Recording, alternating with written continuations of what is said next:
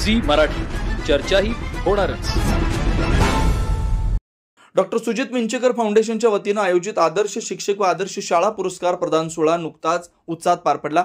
या कार्यक्रमास कोल्हापूर जिल्ह्याचे पालकमंत्री प्रकाश आंबेडकर प्रमुख पाहुणे म्हणून उपस्थित होते। या कार्यक्रमात विविध तालुक्यांमधून निवड झालेल्या गुणवत्तापूर्ण शिक्षण देणाऱ्या शाळांना आणि प्रेरणादायी कार्य करणाऱ्या शिक्षकांना आदर्श शाळा आणि आदर्श शिक्षक म्हणून सन्मानित करण्यात आलं। पुरस्कार प्राप्त शिक्षक व शाळांनी गुणवत्तेचे नवे मापदंड निर्माण केल्याचं मत यावेळी मान्यवरांनी व्यक्त केलं।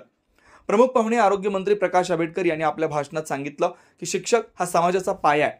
आजच्या विद्यार्थ्यांचं उज्ज्वल भवितव्य घडवण्यासाठी शिक्षकांची भूमिका फार महत्त्वाची आहे। डॉक्टर सुजित मिंचेकर फाउंडेशनचे हे उपक्रम प्रेरणादायी असून असे उपक्रम शिक्षकांमध्ये नवी ऊर्जा निर्माण करतात। यावेळी सर्व शिक्षकांच्यासाठी जनआरोग्य योजना लवकरच चालू करणार असल्याचं त्यांनी सांगितलं। फाउंडेशनचे संस्थापक डॉक्टर सुजित मिंचेकर यांनी सांगितलं, समाज परिवर्तनासाठी शिक्षण हा अत्यंत प्रभावी मार्ग आहे।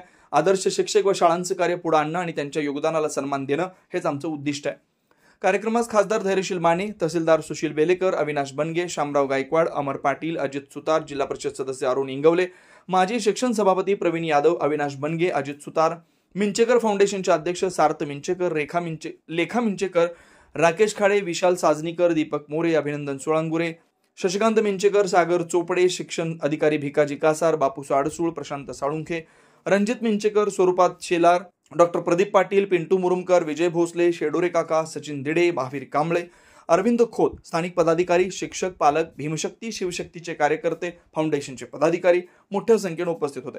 कार्यक्रमाचं सूत्रसंचालन समाधान भाजने, राकेश खाडे यांनी केलं, तर आभार प्रदर्शन तानाजी पवार यांनी केलं। विनोद चिंगे, कुंभोज।